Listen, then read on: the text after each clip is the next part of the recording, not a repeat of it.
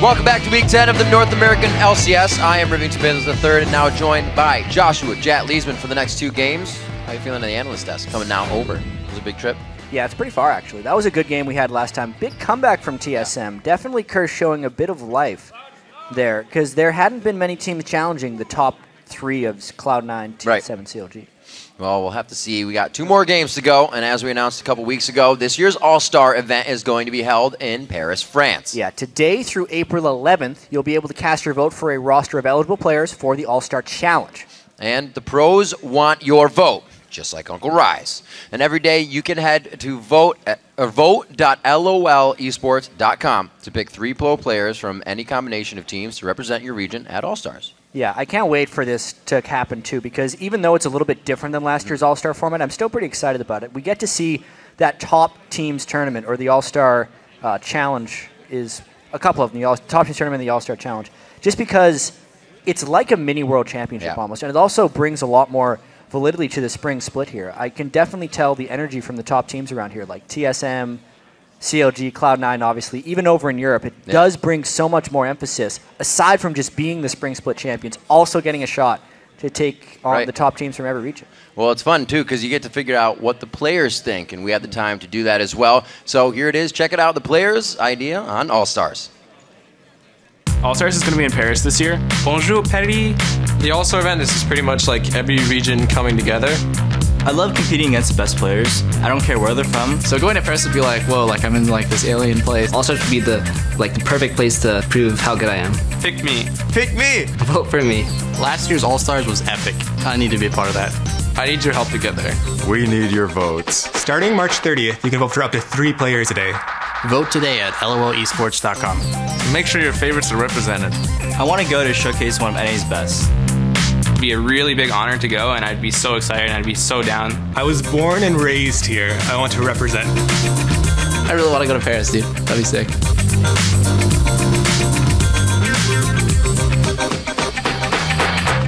And as we said before, every day you can head over to vote.lolesports.com to pick 3 pro players from any combination of teams to represent your region at All-Stars. Yeah, and this year, as we were saying earlier, there will be a new format showcased at the All-Star of each day called the All-Star Challenge. After these representatives are announced, we want to weigh in on unique aspects of the game modes that the pros will play. That'll be a voting aspect you guys get to choose. Yep, and check in at lolesports.com for more updates, and don't miss your opportunity to shape the All-Star Challenge. Now, we want to check in with what you've been saying on Twitter. Earlier, we asked you, which players will you vote to represent the NA LCS at All-Stars and why? Here's a sample of the answers we have gotten, and we're going to read them out loud to you now. Aaron Hochstein. I'd send Cop to All-Stars. Seeing how well he plays, no matter the support, really shows how much he's grown. Cop will definitely be good. There's an outside chance you'd get to have a bit of a match against his old support, Edward, who was on Curse, now back across over in the European scene. It'll be interesting to see. Our next tweet comes from @TimeHXD. I'd vote for Doublelift and Lemon. The mechanics and notebook would make for an interesting bot lane or movie. Interesting choice right there. I mean, Doublelift has always been better when someone is guiding him and telling him where to go. It seems like LemonNation's the most vocal player outside of the game. I'm not sure how much in the game he actually contributes, though. Right on. Next one from the Arion. Sweet tweet from a good friend. I'd vote for Wild Turtle. His mechanics are some of the best in NA, and his smiles is contagious. Plus, he's Canadian. Well, there you go, Canadian. It's strange with Wild Turtle. The stage has never really seemed to get to him. Yeah. That's the biggest thing. From his very first game in the LCS, where he got a pentakill replacing Chaos on TSM, he just doesn't care a lot of the time, it seems like, but he still plays at a high level. Did the stage get to you the first time? A little bit. A little bit. Yeah, I was never on the same stage as this one. I was back in a room. Oh, don't take it down. Give yourself credit. And the next and our last comes from @HollyHolmes. I would vote for Bjergsen because he's the god of the mid lane, dominating almost everyone right now. Can't really go against that. Yeah, that's probably who I would expect to get the most votes here in North America, just because he's been so dominant, because that's what most of the players say, and because, I mean, near top kills in the LCS with 6 games missing. Yeah. is pretty damn impressive. It's very good. Thanks to everyone who wrote in, and be sure to keep them coming. Right now, we're going to dive into our next game. That's Team Dignitas versus Cloud9. Cloud9 has to be feeling pretty good here at Jat, being back in first again. Yeah, they're going to have to win this one to keep the tie up, though. But for weeks, they've been keeping pace with TSM, trailing just one game back in second. And yesterday, with TSM's loss to CLG and Cloud9's defeat of Curse, it was a tie for first place moving into today. In that match, we saw Sneaky actually had a big game on Lucian, going 7-0-3. And what's notable, actually, is he's closing in on the lead for kills. He's 13 kills behind Bjergsen now, playing one fewer games, who has the most with 132 kills. But Cloud9 was not the only team to move up in the standings yesterday. Dignitas ended the day with sole possession of 4th place after they pulled out a win against Evil Geniuses. Yeah, you know, Dignitas won the game, but it definitely wasn't easy. They had to work for that one. Cruzer once again got bullied in lane, this time by Inox, who was playing on Lee Sin. Cruzer, despite some of the lane swaps that sent him behind, was down 19 CS at the 10-minute mark, and then at 20 minutes, he was down 58 CS. Because of that deficit, though, Dignitas had a hard time shutting down Inox's split push as a team. Eventually, Dignitas was able to find fights and close out a tough victory. But if they want to get the 2 wins needed to clinch their playoff spot, Cruzer has to step it up and really become a carry of the team, not someone they just have to make up for. Yeah, and with the end of the season drawing closer and the stakes mounting, Cloud9 says Dig has started thinking outside the box to try and get wins, but with only mixed results. Last week we saw Dignitas pull out a, I'd say, kind of cheesy strat. They ran Kale jungle and Quinn AD, which is really oddball, and it didn't really work for them. So I think they're getting a little bit more desperate for wins. C9's looking really good. They're in 2nd place in LCS, and they definitely deserve to be there. I don't know if they'll pull anything out for us, but it should be a hard game because almost all of our Dig games have been really close. C9 is actually the one that we have the closest games with, so playing against them, even last split, even though we didn't actually beat them a single time, each game was every time really close. Yeah, Dignitas is like confused right now. They don't know what they're doing, I think. But I think they might like change around and play better against us, because teams usually like play better against us. So we're gonna have to watch out for that.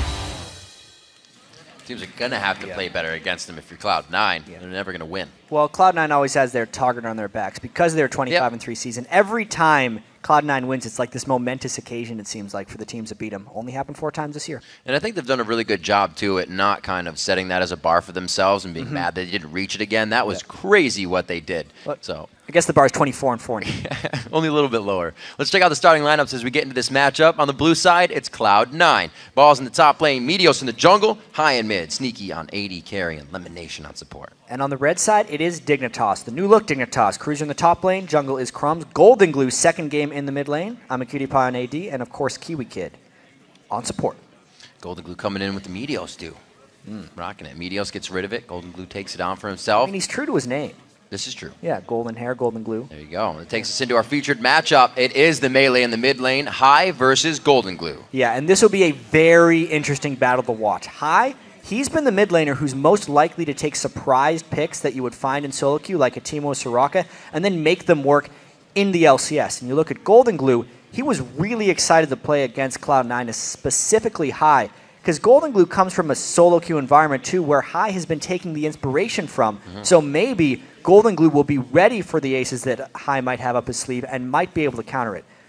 Thinking about yesterday, though, his debut performance was solid, but not entirely impressive. Dignitas was victorious. He had a good score on Zed, but it wasn't a blow-away game or anything. No flashy Zed plays, wasn't using the shadows amazingly, but he did it. He did everything he needed to do to Tough really situation put to come in Dignitas on top. Yeah, you're filling pretty big shoes with Scar being such a legendary mid lane player for so many years, and to not perform well there would have been a lot of criticism that would have been even harder to come back from if he didn't. And Dignitas does actually have a pretty good track record of picking up players from, I want to say, like relative obscurity and then finding really good ones. That's how they found most of the people on this roster. I mean, think about KiWiKiD last year. He was on a collegiate team, and then at the start of his top lane career in the spring split, he was dominating most people. Then no one expected him to be able to play support. And now he's definitely in the top supports in the NA LCS, top 3, top 4 at least for KiWiKiD, and no one would have expected that except the Dignitas organization. They have made changes that sometimes make people wonder, but then can come out in huge surges. Dignitas within last splits had Can't be good for his back. most winning record. Yeah, also I don't know how he's doing that.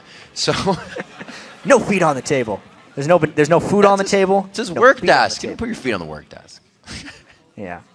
But he's, as you see, a jovial person. He is happy. No matter what happened in that top lane, he may have had the most deaths at one point in the top lane, maybe. Yeah, but it didn't stop his play. He was still trying outside the box champions, and a lot of the time that worked for KiWiKiD. I mean, his Karma yesterday was one of the stand-up performances. They had a nearly full attack damage team composition, and then he brought 400 ability power onto his Karma. He had more gold than Poe Belter for a lot of that game near the end game.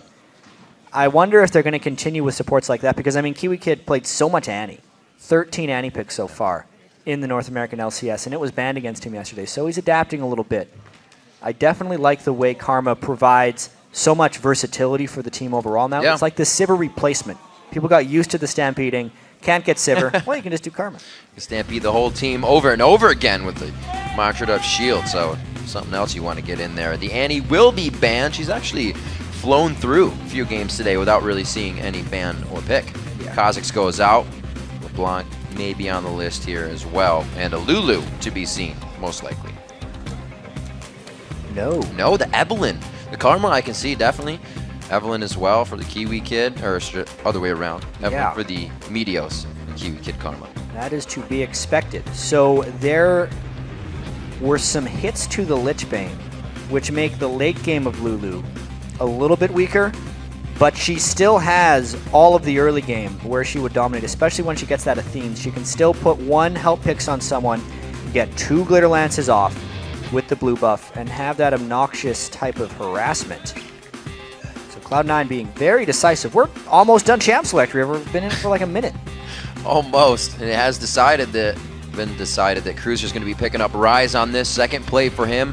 Not having a win on the first one, he's going to try his hand again, but already sneaky on that Lucian. Like we said, his play was through the roof yesterday. Goldenglue's helping us slow this one down as well. Indeed. Meteos breaking out Lee Sin.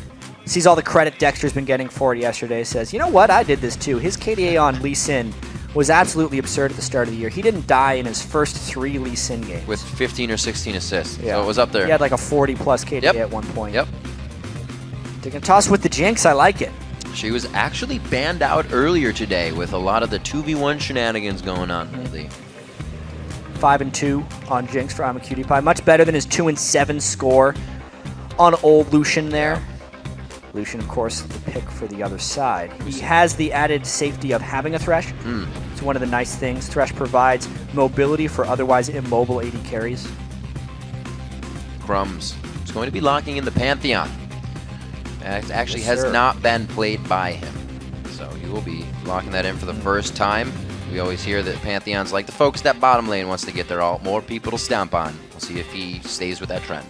I always feel like Crumbzz is the type of jungler who can play anything, though. Yeah. Especially because he is a guy who transitioned from jungle to top lane, back to jungle, all in the LCS. Plus, he plays whatever he wants in solo queue and does well with it.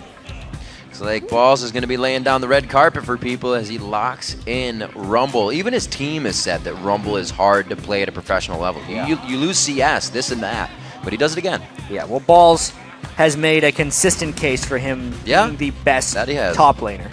A Lux for goldenglue as well, so a whole bunch to talk about right here. It looks like Dignitas is trying for a little bit of long-range initiation just with the Lux. And then they did the Jinx pick because they don't necessarily trust Cloud9's dive potential. The Rumble will counteract that a little bit, being able to reach Imaqtpie. I definitely see double ability power compositions coming out from both sides. Yeah. This is going to be quite an awesome matchup. Absolutely. A lot can happen from a very long range in this game for both teams. So I'm super excited to see how these engagements go, how long they last, and who can come out on top. Because there's front-end burst, but there's also continuous DPS on these teams. Yeah, it's been a while since we've seen Lux in the North American LCS. goldenglue, he did have a much different champion pool, Scar said. He shares some of the same champions like Gragas, obviously, but in his Zed yesterday and a Lux today are just two completely different playstyles. Yeah. Zed is the all in and out, but Lux is just really sitting far back, getting the shields down, long-range poke, and I wonder how well he's going to be able to flip the switch back and forth between those two things, because it's no easy task. It's nothing he's shown in the challenger scene yet. Obviously has that under a solo queue belt. But as we check in with the good folks who frequent LOLesports.com, that's you, to see who you think will come out on top, the votes say 79% in favor of Cloud9. Yeah, that seems like a Cloud9 type vote right there. Obviously, with their overpowering record right here for Cloud9, only having 4 losses on the year. You don't expect them to fall, but no one expected them to fall either when Dignitas took them down at the start of the year. Dignitas seems to strike when you least suspect them to. Yep, they could do it again right here. They have a composition with goldenglue. His LCS debut was a victory for the team. Can they bring it to 2 against one of the top teams in the league? Now, this will pretty much be one of the ultimate tests he could go through in his first week in the LCS. Absolutely. High.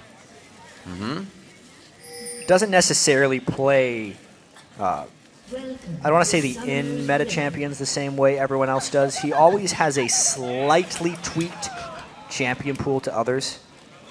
Wonder how many times you're going to hear that laugh this game. Oh, please. Oh boy, the level 1s. Pantheon and Lux. And Thresh. And Ryze. Like, everything for Dignitas is crazy here. Let's get those fight chants out of here. Nope. No chance. Mana Crystal for Cruz are in the top lane. See a little bit of early damage from him. Talking about Ryze all the time. Spell Thief Sage for LemonNation. He's been loving that Morgana lately. A really big advocator of the Thresh and Leona. And then as soon as Morgana got the, or Spell Thief, I should say, got the change, Morgana a little more present. Very good against the aggressive supports. So I'm not playing very defensive here early on in the game. Well, he knows what to do in the early part of the game. goldenglue is definitely on point. He watches the LCS. Now plays in it. Dignitas is holding out on this one for the spawn. It's always good to wait until that 153, real late when the team's focused on blue. You get a little bit more of an upper hand as they're reacting to you coming in. This would be a delayed invade. Obviously, Cloud9 has the 1 ward placed down early. Ball's going to see this. I wonder if Dignitas is going to flash to try anything. They could most likely at least trade flashes, but they opt to just go with the obvious blue buff steal take right there. LemonNation, he is maybe going to ward. Looks like he pulled back to lane, but they're going to go ahead, put that off. He gets a good ward down to see if they can go ahead and get Meteos down here to steal that off. Crumbzz is well off in the top lane, and we do see that the ball's got to get out of there real quick. Will be apparent. Yeah, they're going to stack as much as they can in this lane. That's a very deadly hook. Whoa! Oh, you know, for some reason, obviously Ryze normally takes Q at level 1, but if he would have taken Rune Prison at level 1 there, I think Dignitas could have gotten first blood. But instead he had his Q early on. Always wait until you're going to use the spell before skilling up at level 1. So this is going to be interesting. Meteos sees that Crumbzz is in the top lane, or Crumbzz has left now the top lane. They're most likely going to stack the pushes on each side. Now it will be a question of how well balls can survive this. Cloud9 did a lot of this early on. Oh dear. Oh, nice. Barrier? No! Barrier and shield is not enough. Not the start goldenglue wanted right there. They gave the Lulu up. He picked Lux, but he didn't even have his shield spec'd right there because he was trying to outshove the lane. So he did not. He done Q&E because he was trying to shove in. That is going to hurt. Oh boy. Add that to the fact. So High has control of the mid lane. Add that to the fact that Balls, if you go all the way back to the summer of 2013 and combine this year, he would be 9-0 on Rumble. So that's 2 potentially dominating lanes for Cloud9 right off the bat. And Dignitas is not a team that necessarily plays well from behind. That's going to be very tough. Usually you want to stay quite ahead of the game with a Lux, or you're just left on the outside firing lasers all day. 4 minutes in, Dignitas trying to make a move off of what just happened in mid, but we already got Cloud9 on that second tier turret. This is a little interesting though, because Dignitas is opting to do a 4-man push as opposed to the 3-man push with somebody jungling for them. It gives them faster pushing potential, which is why Cloud9 is answering with 2. But even 2 against 4 might be somewhat turret diveable. There's no need for this push to stop right now, unless Dignitas goes back. And if they do that successfully, it's another advantage for Cloud9, trading 2 for 1. I think they could get mid here. Lux still with a very minimal amount of pushing power in that lane, but they're going to force it to mid. If High gets back here, Glitterlance is going to be able to clear most of that as Cruiser teleports to stop that top lane damage. Yeah, there is a Morgana about to run into a lot of people. Ooh. Uh-oh. Yeah. Just kind of held his breath there for a second. goldenglue won't be able to hit the Lucian Singularity from the outside here. There's the flash from Crumbzz, though. That's going to be in W range. No, not if LemonNation flashes, too. He tried to get the angle on him, but was unsuccessful. Dignitas grouping as 5 now. While I like the grouping from Dignitas, they seem to be just behind the game a little bit. They're potentially so low from this dragon. They might get harassed down 4v5. Nice hook! High gets hit, the Rune Prison after. That's the fight they're looking for. If you're one person to get locked down, it's going to stick for 2 to 3 seconds on the consecutive crowd control. A good, relentless pursuit from Sneaky. Meteos missing the Q, but they're still able to get into the fight, and Cloud9 taking control. Exactly right there. The early game dragon doesn't die quickly. You often get so low for it. I honestly have to question just overall the value of taking the dragon this early on in the game, because it offers a pretty small amount of gold early on in the game. It's 125 gold per person. And you lose so much in the lanes, even if you get it. That time Cloud9 collapsed down 1 of 4v5 because they were low. All the while, Balls was up in this lane. He is already a force to be reckoned with on Rumble, let alone when he's now against a laner with no flash, no teleport, and is also just sitting with that tier. Love watching when we're in the top lane and how he keeps that heat mechanic always above the 50% mark, keeping his damage up, keeping everything he can up to get that extra bit in the steroid provided from his passive. Right now with the help of High, this is something we see a lot from High, and he actually has one of the lower farmers, believe it, in the CS because he does so much rotating. Right. If you analyze the CS at 10 minutes, High is the bottom of the table as far as starting North American LCS mid laners, but that is because of the way he rotates early on in the game. This patch change with the game being more about early turrets and objective control is actually right into Cloud9's favor. They always have displayed very strong team play early on in the games, and you're seeing why here. They are dismantling Dignitas in rotations right now. It's only going to take them just about 7 minutes to take down the second outer turret. The third one stands in mid, but they do have 3 down because of that big force push down in the bottom lane. Dropping this one, the teamwork will now probably move down towards mid, and we should see a dragon quite soon after. Yeah, the control right now from Cloud9 is something Dignitas is trying desperately to match. Cruiser needs a lot of time to become effective on Ryze. Lane swapping against Ryze is quite effective early on in the game. He has a really hard time shoving the lanes out. Oh, wow. Very nice. Dashing before they arm. Pursuit. Very nice. It's a pretty slow arm time on those things. Sneaky, he's played against a few Jinxes in his day. Meteos to pick up red buff here. LemonNation doing a lot of roaming lately. Even before the 4.4 patch, we've seen him getting his walk on up and down the bottom lane to mid. He's going to start clearing out some more sight stones for both KiWiKiD and LemonNation as they're going to try to start covering the map. Really for Dig now, it's to gain back some ground. Yeah. They don't even have wards on their own side of the jungle right now. Yeah, Crumbzz is trapped at level 4 at 8 minutes right now. This is normally the time in the game where you want to start worrying about Pantheon ultimates, but he's not even close to that right now. Going for an aggressive invade. This is what Cloud9 loves. They know that Dignitas has to react to this, so they're already above. The potential reaction here from Dignitas would be a Ryze teleport, and that catch is nice. That is huge! The final spark coming out of goldenglue. He did get not even a bit of damage under there. That's just from what he has in ability power right now. KiWiKiD trying to turn back onto High with the rest of the team. They get the damage down, and Cloud9 gets caught looking for a little too much. Even so, this puts goldenglue right back in the game. He gets double buffs. They did not have to use the Ryze teleport, and they repelled that gank. Plus, they can potentially get this dragon if they're feeling extra bold. But they think better of it with poor memories of last time. See what he can do to keep getting that cooldown reduction in his build.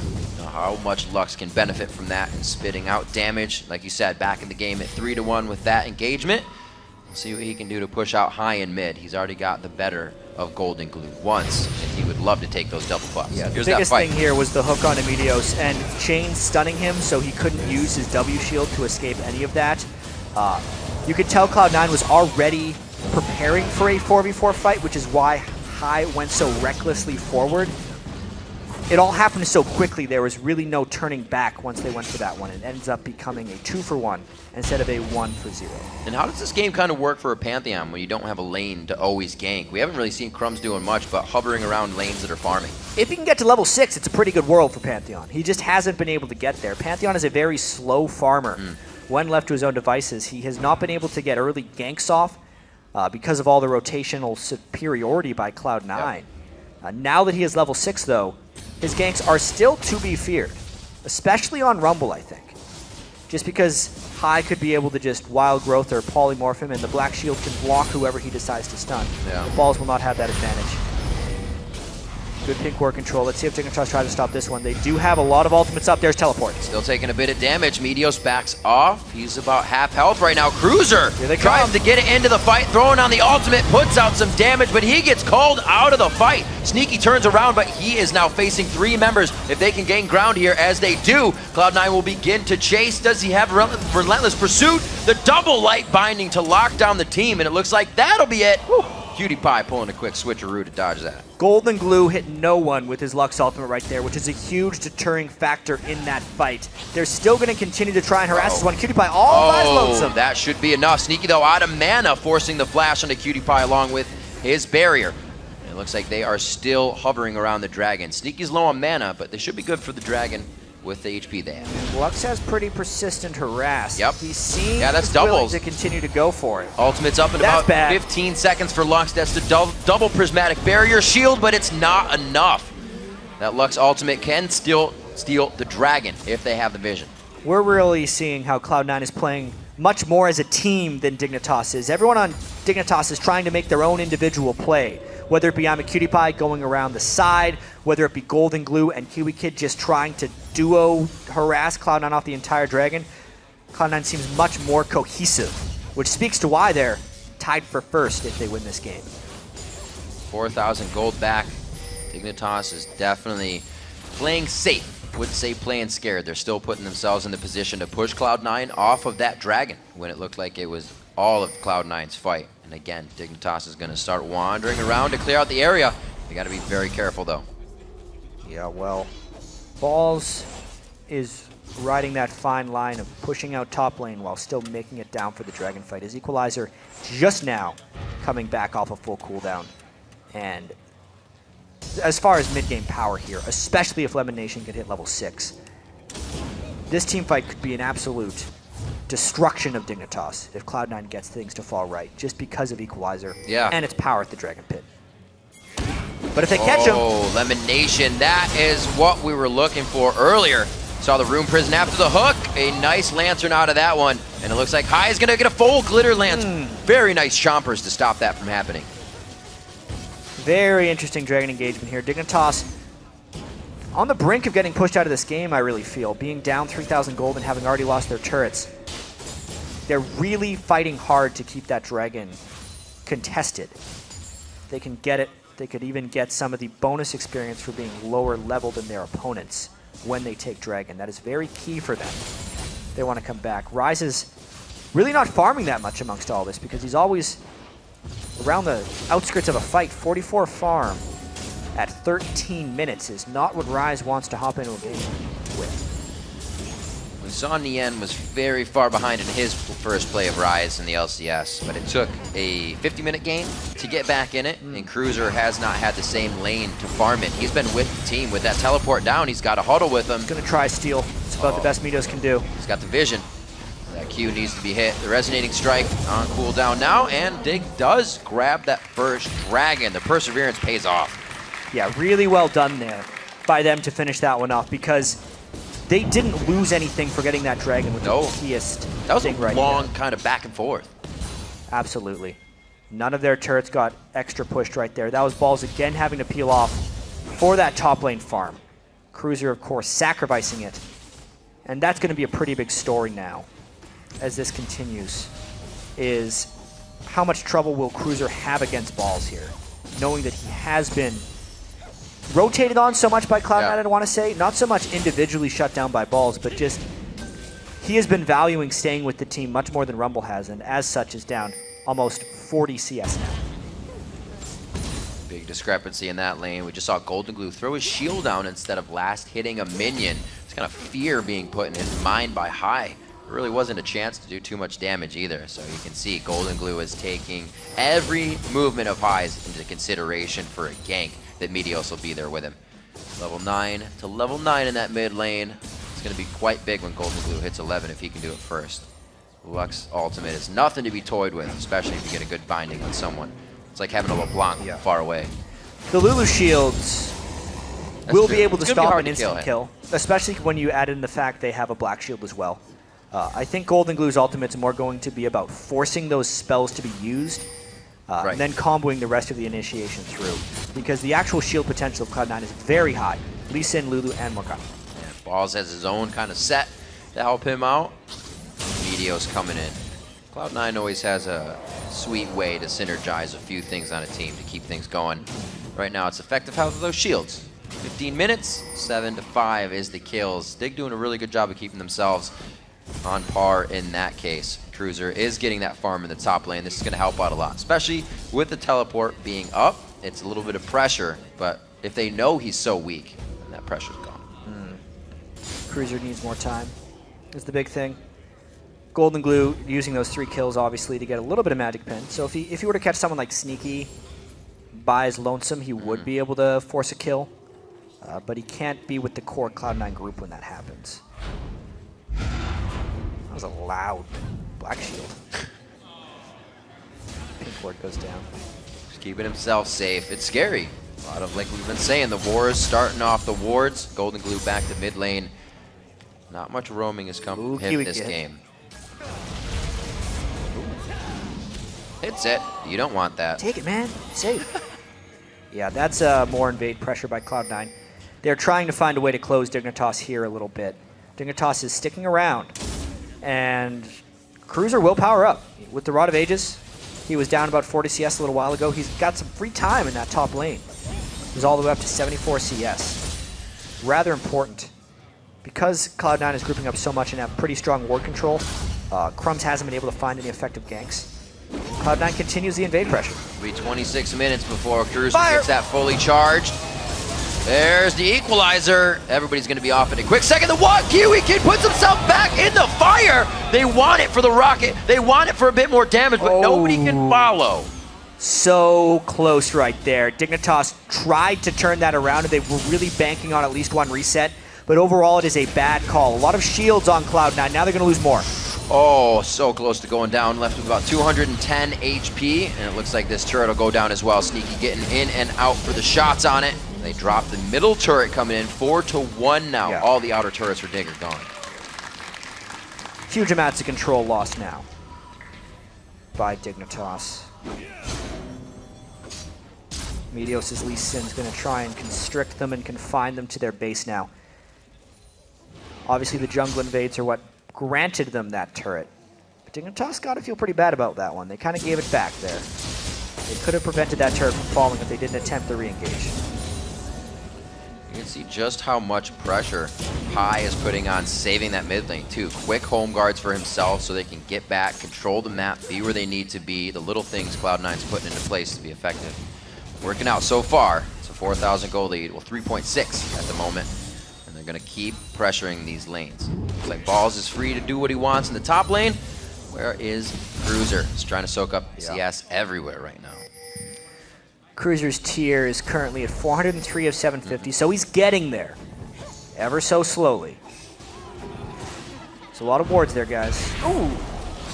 Shield himself. That's actually a very effective shield to have against the Tormented Soil.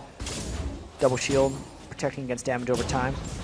Balls, again, actually has a pretty good lane advantage here. Cruiser's going to do his best to clear that wave as Balls runs down for the Dragon. It's a tough battle for Balls to play because he has to compete with the teleport of Cruiser while still being a parent for Dragon fights.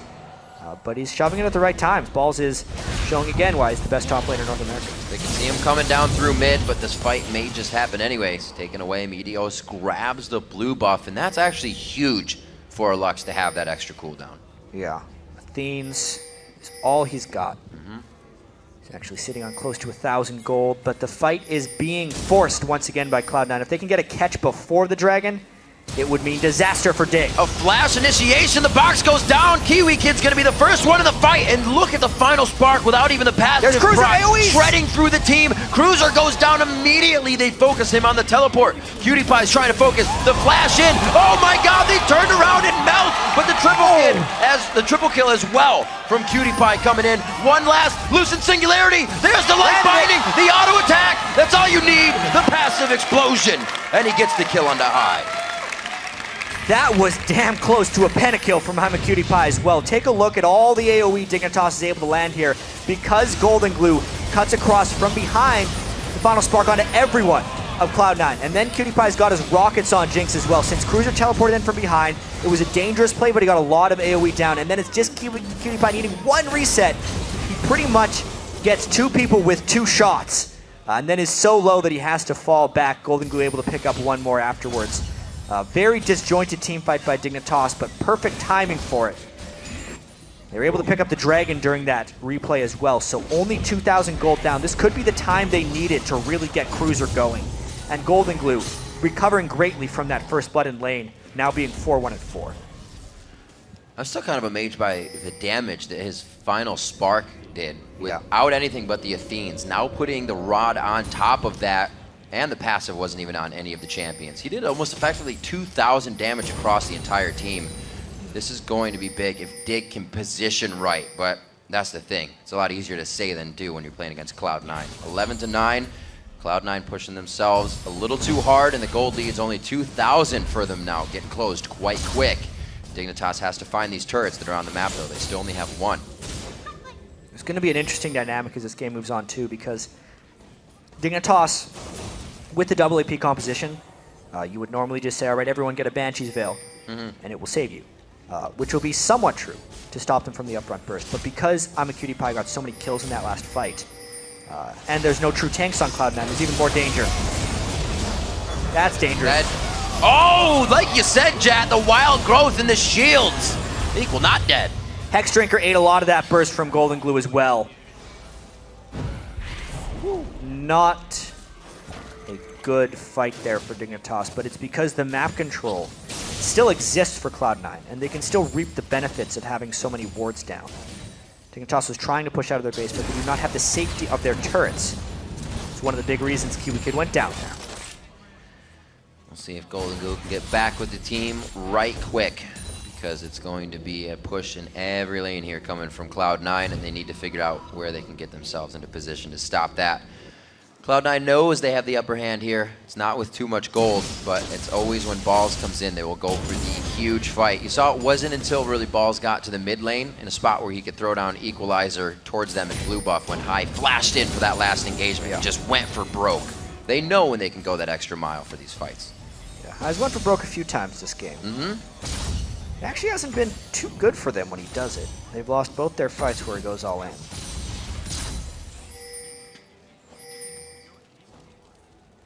See where Dig can set up the next bit of defense. Not playing too well from on their heels in the usual set of things for Dignitas. Usually not. They're not the best team at coming back. They've used Baron as an ally more often than not recently, but still missing map control. High does get hit by the zap, though. It's going to be a dead High coming in. Meteos won't be able to help too much in the side. Dignitas finding an odd pick towards the bottom side of the map here. Unstoppable Imaqtpie. This is why everyone says he should be playing Jinx more and more.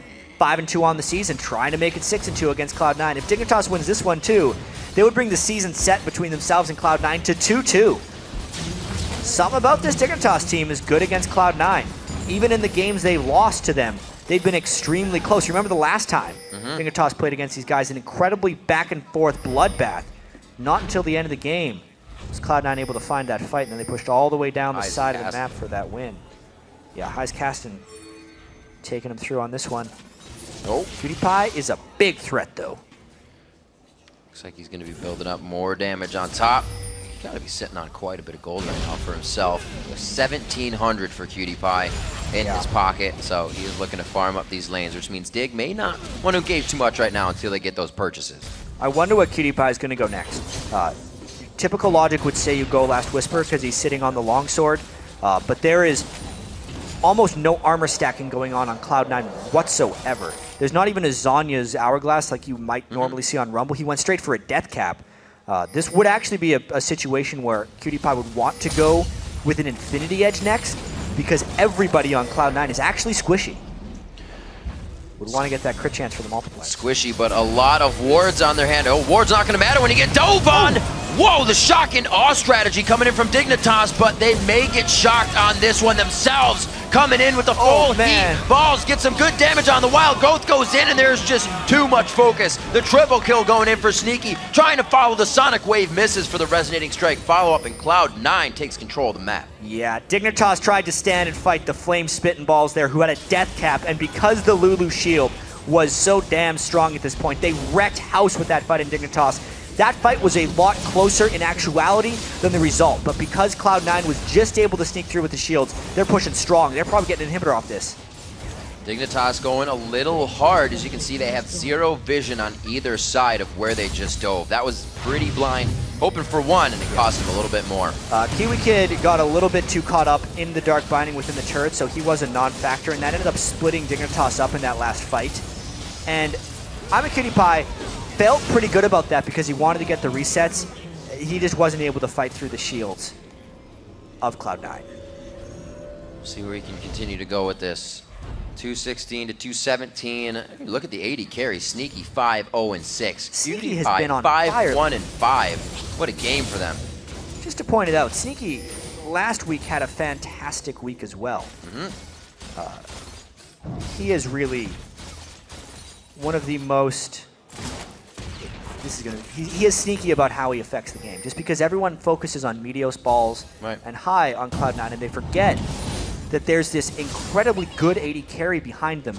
This is a dude who is rank 1 on the Challenger ladder and has held it for a couple weeks now. That is not an easy task to do, and he's not one of those players who gets nervous either. Nope. You see some of these other guys coming in. I actually, not to rag on him too much, but Wiz Fusion or even Quash are these guys who are tremendous in solo queue. Yeah. But then seem to have some confidence issues when they get into the big LCS games.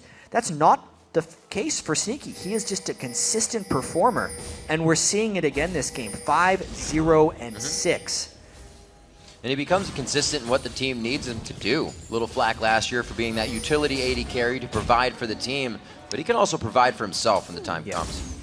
You need to make the calls, and they get made. 5,000 gold coming in for Cloud9 right now. A lot of that gold is on Sneaky. A lot of that gold is on High. He was able to grab first blood. The mentality of Cloud9 also really helping to bolster the play style of the players themselves. And I think another description of how strong Cloud9's map control is too, they have all 5 pink wards out on the map right now. So everyone who has placed a pink ward has yet to have it killed, which just means that everywhere they've wanted vision, they have gotten vision, and it makes forcing fights that much easier for them and more hazardous for Dignitas. Well, there go 2 of them. They still got another one. Lemon's ready to put one more out. It looks like they are going to get the clear, but it was nice while it lasted. Setting up a little bit of their own wards as they get the clear out for Baron Boogie. We're 30 minutes into the game. Hasn't been too much focus on Dragon or Baron coming into this one. Usually we see that affect it for a lot of teams, but Cloud9 has kept it in the lanes. Big brute force here by Cloud9. Dignitas might try Desperation Initiation, but it could be the end of them if they decided to stop it. It took Dignitas so long, 15 shots to clear those 3 pink wards, that it ends up giving Cloud9 a nice inhibitor by pushing up the mid lane. Just, again, out-rotating Dignitas. Getting more and more, and they don't have to waste much, but a little bit of energy running down the lane. Clearing out once more their right to the Baron pit. Cloud9 sets up for Sneaky in mid, and we are back to posturing here for someone to make a mistake. This is where the ward war is going to come into effect. Just trying to take one out is going to cost you your life. Dignitas wants to find a catch at some point. That is a catch. Passive damage. Meteos feels pretty good about that, only doing half health. That's also a catch. Oh no, the equalizer missing out, but they're able to follow up after that binding. Good job by Cloud9. They again take out goldenglue, who really can do everything in the fight that they need. High says, I got a little bit more for you. So the light binding didn't get a kill, but the dark binding did. Yeah. So evil prevails right here for Cloud9, as they probably can take a Baron off of this. just a matter of how willing Crumbzz would be to try a Desperation Steal. They can kill this real fast. The shields can also keep them safe from the Baron. It goes down real fast. 29 minutes in, Cloud9 putting a stamp on the first. Nasher going over to them is going to put them at least 10,000 gold. We're just around 9 right now, but yeah, it's going to be big when it's rounded up. The death cap, like we said, onto balls, and it doesn't even look like he's going for that Zanya. Yeah. The Abyssal Scepter coming in next. Yeah, he's just going full offense. That is one of the most painful Rumbles I've seen in quite some time. 423 ability power. It's not actually that Rumble doesn't have good AP ratios, that people don't build on him. AP, canceled Pantheon ultimate right there. It's because he normally dies when he tries to go in close range. But because they have the power of Black Shield and the Lulu shields, he's able to be more brazen with his positioning in this game. And it's paying off. Well, he definitely knows how to position in the fight, so it makes it a lot easier for the team to not have to worry about him. Balls is kind of on Rumble as like a one-man mission during the fights. Nobody really worries about him unless he needs that last wild growth like we saw High giving him in the mid-fight. 15s on the map, looking at 16s, that last level of ultimate to come in soon for these guys, and that is going to be even a bigger factor as they're almost that level ahead of Dig right now. With the inhibitor down, how long will it take Cloud9 to close Dignitas out here? It's fairly difficult to push onto a Lux. Very good wave clear. There's always the danger of Imaqtpie getting resets on Jinx. But with how Cloud9 mowed through Dignitas in that last fight, it's going to be tough for Dig to hold. Once Dig loses that footing, the ground becomes pretty unstable. Rotations are really tough, especially against Cloud9. They push advantages so hard, it makes it look much worse than it is because they know what to do and when to do it. Right now, they're just peppering the outside of the base. 1 minute and 10 left on Dragon. If they even need to go back for it, it's probably going to be an inhibitor before they leave this spot. Well, the Cloud9 has infiltrated their base. Yeah. So they can come around from the side and press them back. Tough fight for Dignitas. They're going to try. That's a leap. High is in the back line. They might be able to drop Crumbzz. That only hits Meteos, and it's not a lot of damage. They're going to be able to take down 1, 2. Looking for KiWiKiD as a third. One more shot. The shield coming on, actually, from the Prismatic Barrier. Kick to the throat, but he punches back. The burn is on. KiWiKiD lives in that engagement. And as we go back to the war zone, it's quite messy. Cloud9 stands. There's home guard boots coming from the base, too, trying to get some resets. Black shield. Oh, a few more shots coming in. All he needs is that attack. No flash. Nothing to come in for KiWiKiD. He's going to have Zap back up. Oh! Hey-yo! Hits it long range. It's just like the last time. Hey, guys, watch this. Yeah, check this one out. Check this one out. Well, Albie, what a hold from Dignitas. And much like that tweet had said a minute prior, oftentimes people don't give credit for how tightly Dignitas plays against Cloud9. 21-14 now. That was a last-ditch effort fight by Dignitas. Cloud9 was ready to end the game on them, and they lived to fight another day. Take another look at this fight, actually. I'd say there was definite over-aggression by Cloud9, and the fact that Imaqtpie did not fall is incredibly key in this one. Sneaky flashed all the way in, but it was actually a very timely Lux shield that kept Imaqtpie alive through all of this. And then Balls took a few accidental turret shots here. With the Dragon as well, Dignitas claws a little bit closer. Well, Cruiser's all stacked up. Rod of Ages is finished. That Seraph obviously up there, the shield to use so he can help himself out more to stay alive. The shots, however, from goldenglue not doing as much damage, I think, as he would like. Well, obviously he's got a little bit more ability power now. Yeah. Definite instant kill potential from him now. 445 ability power on Lux. If he is to land something directly onto Sneaky, and Sneaky does not get any help, they'll knock him down. But that is why Sneaky is trusting in LemonNation. He's got the Mikhail's Crucible to get Sneaky out of the crowd control, then he can dash away from the final spark.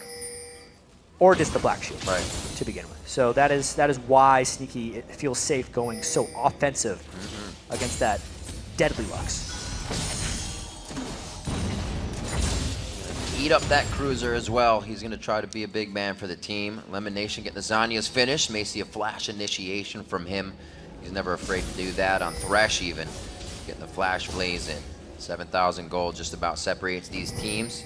And Dig has been able to slow Cloud9 down a bit. They got their inhibitor back. The bottom turret wasn't rightly taken, and they did fight for it. Cloud9 is given that respect. Now it's going to be the mid lane. This might happen again. And the inhibitor's open, and they could out-rotate him. Yeah, they're going to be running straight towards that. They're grouped up as 5. How quickly could Dignitas defend this? They're out of sorts right now. Single person gets hit by a Glitterlance. It could mean their life, but now Dignitas, they're so split up. There comes Pantheon. Once again, the drop comes in. KiWiKiD's going to be there. The Zanyas, he's getting Soul Shackle when he went in on it. LemonNation's going to be locked up on that one and taken down. QtPie gets a kill there. Cruzer's the focus here. Can goldenglue get in the backside for more damage? QtPie needs to get in the fight as well, but he's too far off, pushed on the fight, running around the base, and they will be able to take down the inhibitor as they come back from an early mistake in that. They are just so split right there.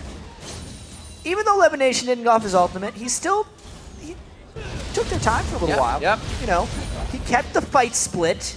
Job well done, Plus. He did use his ultimate. I was going to say he still has his ult, but he does not. Cloud9 still comes out on top from that one, showing how they do not have to play perfectly in order to win this one based on their lead. That would have been more disastrous if the rest of their team was not so strong. Still probably feels pretty silly about that, though. Oh yeah, I think he flashed for it. The flash is down. Let's take another look at this one. Obviously, popped that Zanyas before his Morgana ultimate.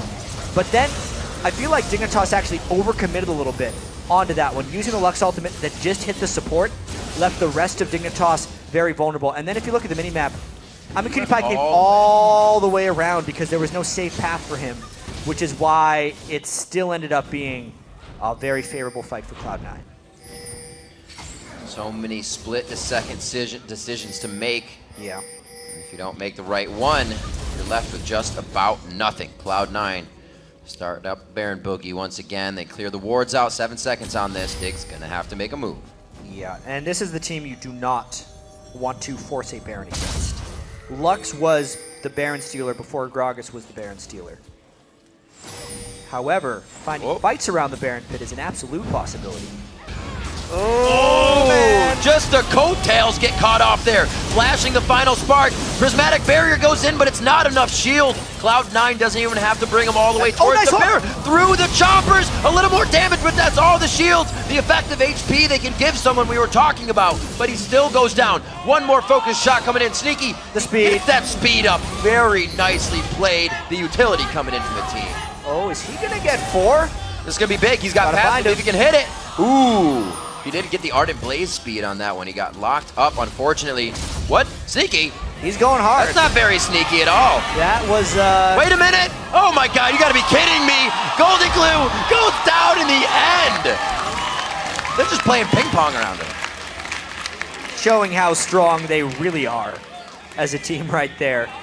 Again, the fight itself was incredibly one-sided. Cloud9 very superior in these team fights just by the scaling. You'd think Ryze would be stronger here. This last little chase was the chase for the Quadra. He would have to sidestep that one, but he was in such a small corridor he couldn't get there. Takes tons of shots. Barrier, Blade of the Rune King. You can see the size of the shield that Lulu had on him from before. Then he actually eats through his own barrier. Gets yet another shield. Hiya! Still had that kick. Still had it indeed. We'll see what Cloud9 can do with the rest of this one. Waiting for them to not get in the base. We've already seen Cloud9 kind of setting up shop in the base when they're taking inhibitor turrets, which means Dignitas has almost lost all ground. These fights are just going to be if they can take control in mid-battle, and that's going to be the initiation. 10,000 gold ahead from Cloud9. Yeah, Cloud9 is absolutely in control. The last time they got a little bit too aggressive here. But it definitely appears now with full items on Sneaky, nearly full items on High, and obviously a very powerful build on Balls. They could do another one here. Yeah, Cruzer's gotten himself to that spot with Ryze now as well. Charged up, hasn't been able to add too much more. It's going to make him too dangerous, but it's going to be helping out with the team. And it's, you know, talking about Balls again, to see him go up against what's been a high priority pick now in the league, and he's still playing Rumble against it. Still able to come out on top. Yeah, if he wins this one, he will maintain his undefeated record on Rumble. Go figure. Talked a lot about Sneaky and his performance lately as well. Even if we just culminated with the whole LCS, in this game, because of his 9 kills, he's actually passed Wild Turtle for most kills as an AD carry. And needs 4 kills in this next fight to become the top killer in the LCS. So he didn't get the Quadra last time. He gets it this time. He gets most kills. It'll mean a whole lot more. We'll see if he's pointing towards the fence for this fight. A few more shots onto the inhibitor. You can see he takes it, and he should, solely upon himself to be the one to do the damage at long range. The team knows exactly to guard him in the V formation when they get out close. They have about 2 minutes left on their Baron buff, so they don't need to be too impatient here. Right. Definitely, I think the reason this game is stretched to about 40 minutes is Cloud9's been a bit too impatient. Yeah. Where they want to go. You see Dig putting all their eggs in one basket with this last one. Cruiser picking up the blue pot, trying to get a little extra damage out. You see everything else. A lot of Banshees being finished up by Dignitas as well. They want to avoid that initial front end burst, but here we go again. Cloud9 setting up shop in the base. Dig is just getting pinched in. Yeah, High is so fast right now too. If they get any type of beginning, he gives 84% move speed with his Whimsy. At this point, KiWiKiD goes for it. He flashes over the box without breaking it, and Lemon gets a 4-man soul shackle with a Zanyazan. Very well played as Balls comes in for the janitor duty, cleans up everything with the mop and bucket, and it's going to be High and Sneaky coming in as well to help on that one. Very great initiation. An equalizer by Balls right there. It just cornered Dignitas. We knew they had a lead, but that was a brilliant fight to close the game by Cloud9. 32 kills. They definitely padded their stats a bit with that one. Yeah, doubling the kills, 32-16 as we end out that one. 41:08 on the clock, and Cloud9 picks up another victory. There it is, handball. Had to zoom in for the fist bump. They've won so many times, the cameramen know exactly what they're going to do after the game. Where is it? Where is it? Yeah. There it is. And we're going to get the GGs as well. Obviously, both teams playing very well there. The smiles all around, and unfortunately, Dig is not able to pick up the tie in the head-to-head versus Cloud9. Yeah, they definitely gave a little bit of attitude there to LemonNation for the failed Flash ultimate on Morgana. It's going to take a while to live that one down. Doesn't cost Cloud9 the game, though. Out of the week, 2-0, and remain tied for first place. Oh, those moments. TSM. That first place is very important. Moving into Super Week. Very strong play indeed. First place, sure it helps a little bit for these guys. Staying on top with Team Solo Mid, there's nothing that can be said there. Obviously, they don't have to listen to anybody on social media kind of chipping off the block and being like, well, you guys aren't. Can you beat TSM now? Got what they wanted. They can go to sleep nicely tonight and dream about first place. We're going to find out during Super Week. There's Sneaky as well.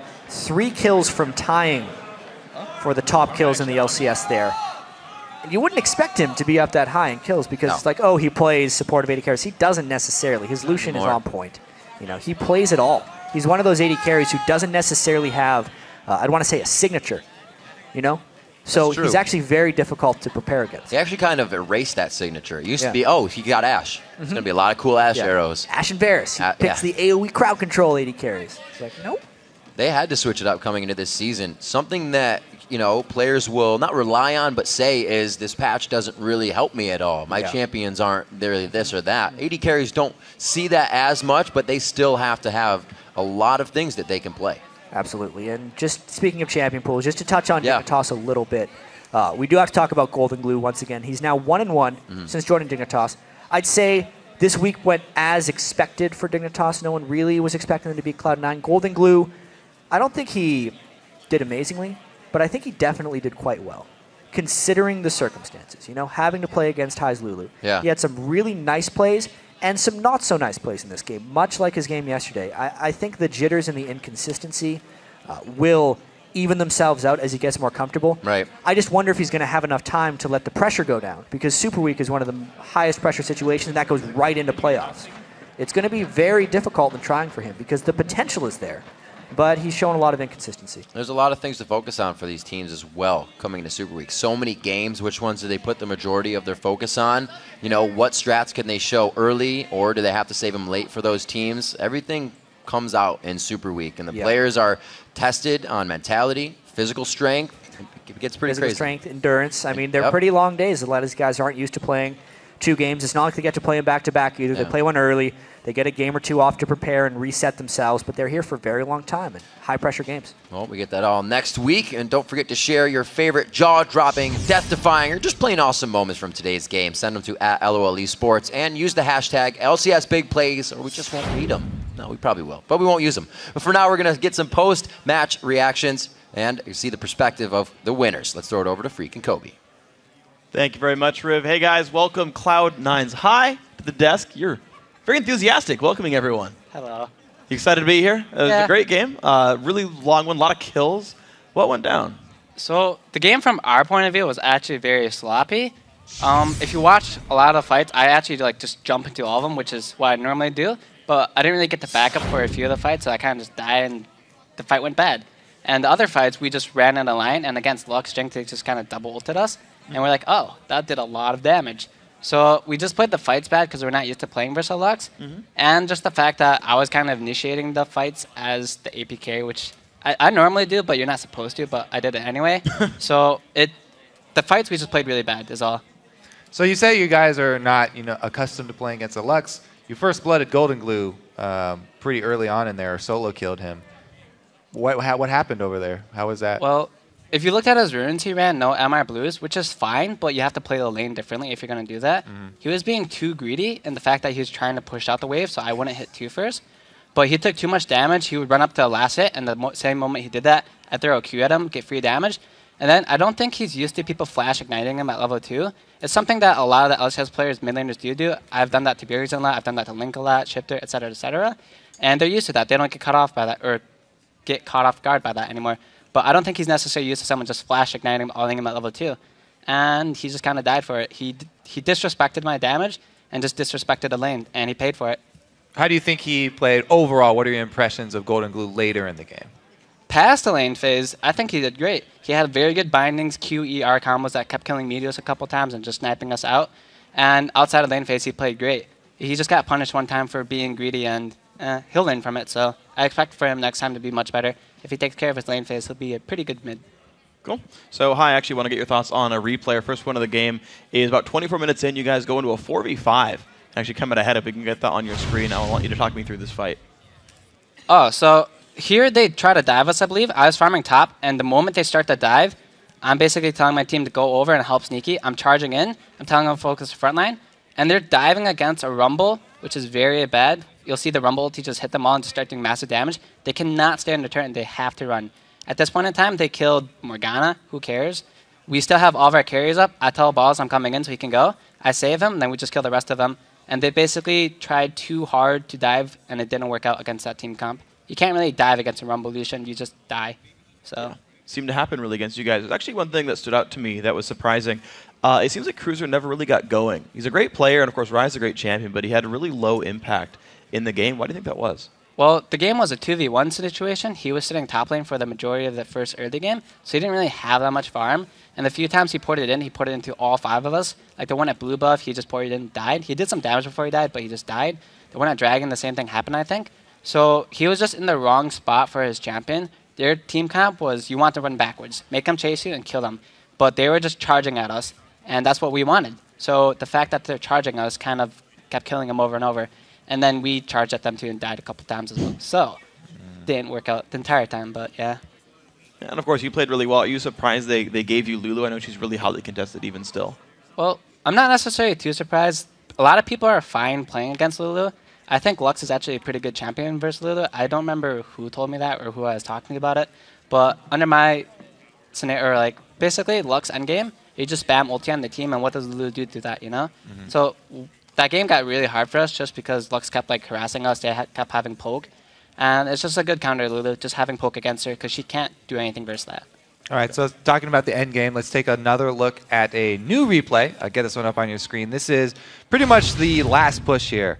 And you guys are coming out pretty big in this one. You're already inside the base, actually. Right. So this is actually the second time we tried to dive this turret. Last time, I was where Balls was, and Balls was where I was. This time around, I switched it around because he wants to be at the back line. I don't want to be back there. He gets a great Rumble ulti off. I'm protecting Sneaky and myself. So this time, I'm not dead, and I can save Sneaky. And this time around, Balls is actually on their back line, so the dive works for us. And we're also much stronger with Baron buff. So I just switched the position of where me and Balls were, and the fight went much better for us. Good little adaptation there Yeah. during the game, I have to say. Now, looking forward, actually, today we are going to have your sister team, Cloud9 Tepes, in the Challenger League going to face off against LMQ. Do you guys help your Challenger League team out at all? Do you guys talk to them much?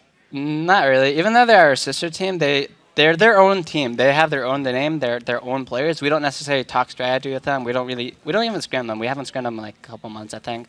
So while they are our friends and our sister team, we haven't practiced there so much, and they need to grow on their own, you know? They can't just copy what we do. They have their own strengths. They have their own champions. And I believe they can take LMQ. So I have faith in them, hopefully.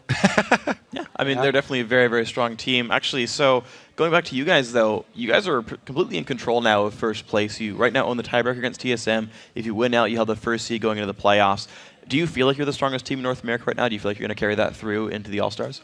I personally, if we were the strongest team, it would not be by much at all. I think it's just extremely close. So CLG and TSM are both really strong teams. They both have their own playstyles. TSM is just kind of mechanically strong and play to win their lane. CLG plays to win the game. They're very selfless. They just give up their lane. You see him like Link roaming top level 4, Doublelift just ditching farm bottom.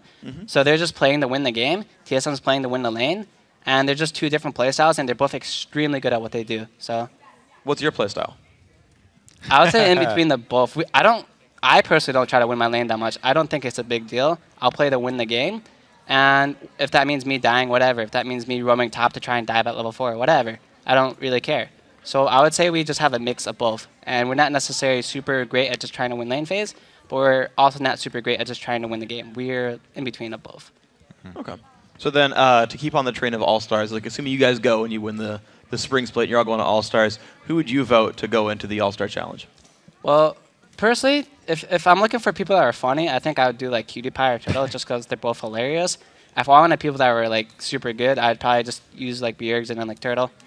But if you're looking at the All-Star voting right now, it's going like Bjergsen first by far, then Doublelift, and then Meteos. So regardless of whether TSM or us get first, it's either one of those three.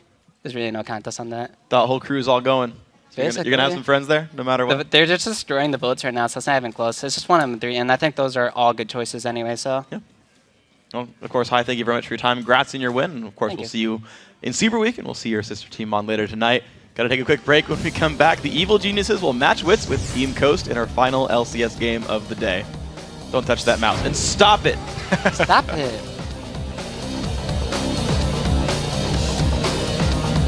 What? Sneaky? He's going hard. That's not very sneaky at all. That was, Wait a minute! Oh my god, you gotta be kidding me! goldenglue goes down in the end! He flashes over the box without breaking it, and Lemon gets a 4-man soul shackle with the Zanya's on. Very well played as Balls comes in for the janitor duty. Cleans up everything with the mop and bucket.